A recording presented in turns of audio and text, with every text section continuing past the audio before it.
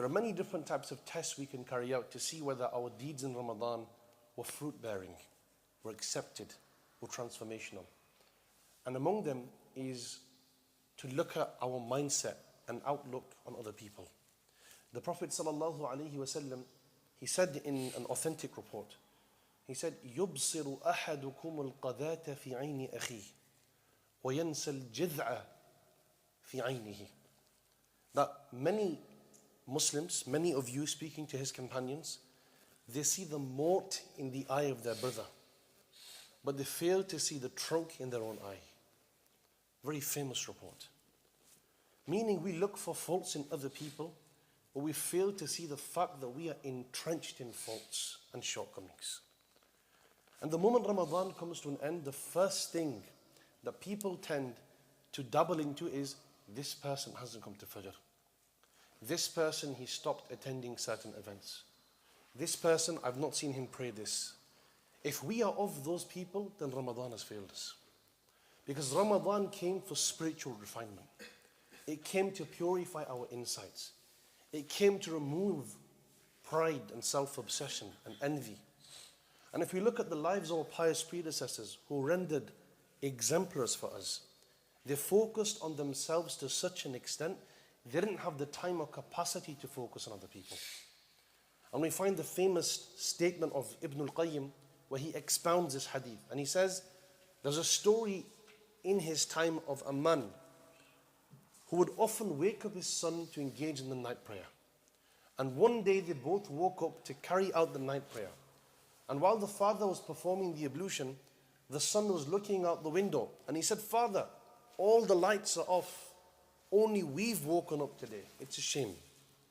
And the father said, my son, it would have been better that you slept the whole night than to be prideful and to showcase your good deeds. A person who sleeps throughout the night and wakes up feeling remorse is better than the one who stands in prayer throughout the night and wakes up feeling proud and self-admirable. And this is the guidance that we're taught within the prophetic reports. So if Ramadan came to remove anything, it's spiritual vices. So with Ramadan having come to an end, it's crucial we continue focusing on ourselves. It's crucial we engage in self-criticism, self-discovery, self-reflection. Worry less about others, worry less about pinpointing the faults of other people, and focus on our own connection with Allah subhanahu wa ta'ala. And there are many reasons why. First is because it's the prophetic guidance. Secondly, through looking at other people and comparing what you're doing to what they're doing, it could potentially nullify the good act that you are engaged in every day. Imagine for years on end you're coming to the Fajr prayer, you're giving in charity, you're giving public addresses, and throughout the entire period you're comparing other people to you, looking down and belittling other people's efforts. Allah will not accept such an action. And it's only something that we can really engage in introspection regarding, because nobody knows the answer to it but ourselves. And that's what we're encouraged to do. And Umar al-Khattab would often say, حَاسِبُوا أَنفُسَكُمْ قَبْلَ أَن تُحَاسَبُوا. Take yourselves to account properly before you're taken to account on the day of resurrection. So this is something for us to be wary of. With Ramadan having come to an end, continue the self-focus and self-criticism. Don't project that criticism onto other people. Everybody has their own circumstances, their own challenges, their own goals, their own troubles, and everybody will have their own accountability. We are accountable for our own actions, not for the actions of other people.